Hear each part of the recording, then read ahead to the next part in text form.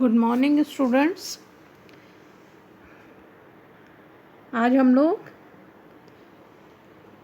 आपकी long poem the light of Asia book the third, ये पूरा नाम है। द लाइट ऑफ एशिया आपकी जो पूरी किताब है उसका है। उसमें से केवल हम उसका तीसरा हिस्सा पढ़ेंगे। Book the third, the light of Asia book the third, sir Edwin Arnold. This book is written by Sir Edwin Arnold. Actually, this is a poem.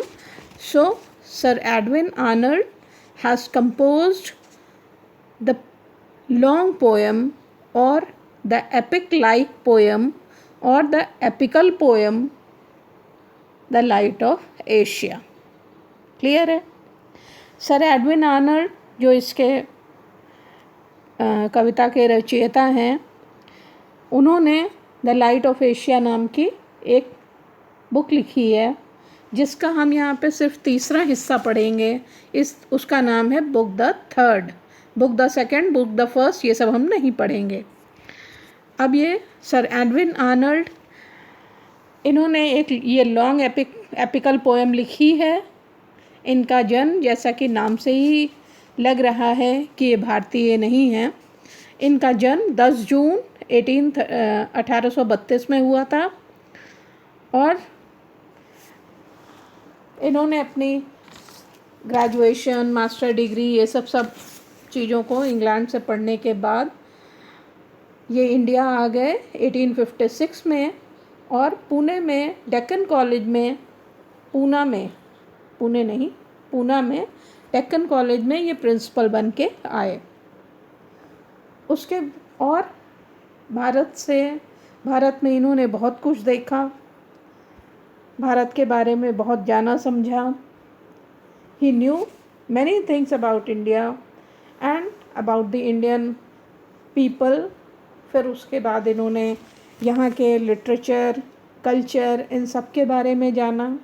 इन्होंने सिर्फ भारत को जानने के लिए, भारतीय ग्रंथों को समझने के लिए, उनकी मास्टरी करने के लिए, उन सबको मास्टर करने के लिए उन्होंने संस्कृत को स्टडी किया, संस्कृत भाषा को स्टडी किया।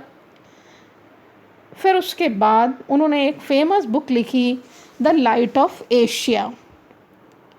ठीक है, एक्चुअली वो दूसरे अंग्रेज़ों की तरह भारत से घृणा नहीं करते थे, बल्कि वे भारत को समझना चाहते थे। इसलिए जब समझ लिया उन्होंने, तो उन्होंने भारत में एक महापुरुष जिनको गौतम बुद्ध कहा जाता है, उन पर एक किताब लिखी, द लाइट ऑफ एशिया।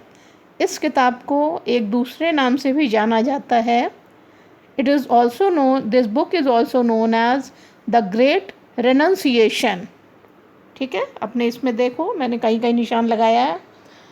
ये एक एपिक फॉर्म में बुक लिखी गई है। आपने पढ़ा है ना, फॉर्म्स ऑफ पोइट्री में कौन कौन से होते हैं? ये सोनेट है, लिरिक है और एक एपिक भी है। तो ये एपिक में लिखी, ये एक एपिक है बुक, या बल्कि इतनी भी बड़ी नहीं है जितने बड़े एपिक्स होते हैं, इसलिए। लेकिन इसको एपिक इसलिए कह दिया गया है, ये थोड़ी छोटी ही कही जाएगी उसकी तुलना में। ना ये बड़ी किताब है, ना ये छोटी पोएम है, ये बीच की एक पोएम है। लेकिन इसलिए कहा जाता है क्योंकि इसमें एपिक पोएम के सारे गुण हैं। एक तो ये ब्लैंक वर्स में लिखी है, दूसरी कि इसमें एक महापुरुष, मतलब कोई बड़ी घटना या किसी बड़े व्यक्ति के बारे में लिखा जाता है, तो इसमें भी बड़े व्यक्ति गौतम बुद्ध के बारे में लिखा है, लॉर्ड बुद्धा, उनके बारे में लिखा हुआ है। तो उनकी लाइफ को इसमें नरेट किया गया है। His life has been narrated here in this book. तो उनका जब वे भारत में थे, his interest was aroused in the life of Buddha and the Buddhism and then he wrote this book. इसके बाद बहुत बाद में इन्होंने अपने जीवन में एक किताब लिखी थी जीसस क्राइस्ट के बारे में। जैसे ये लाइट ऑफ एशिया है, द लाइट ऑफ एशिया, उसी तरह उन्होंने the light of the world भी लिखी। और उस किताब, लेकिन उस किताब की मान्यता, उस किताब को उतना ज़्यादा पॉपुलैरिटी नहीं मिल पाई जितना इनको मिली, इस बुक को मिली है। ठीक है, इन्होंने भारत की और भी किताबों को ट्रांसलेट किया है, जैसे भागवत गीता, फिर गीत गोविंद, जयदेव की हितोपदेश, इन सब किताबों को इन्होंने अलग अलग नामों से ट्रांसलेशन किया इंग्लिश में, और इस तरीके से वेस्टर्न वर्ल्ड को भारतीय साहित्य से, भारतीय क्लासिक्स से परिचय करवाया। ओके, फिर इनका जीवन भी है, इसी तरह इनका जीवन चलता रहा। बाद में ये पत्रकारिता में भी आए और अंत में इनकी मृत्यु 24 मार्च 1904 को हो गई।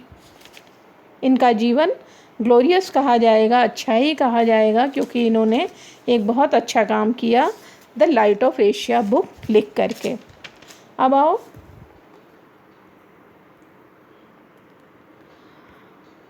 come to the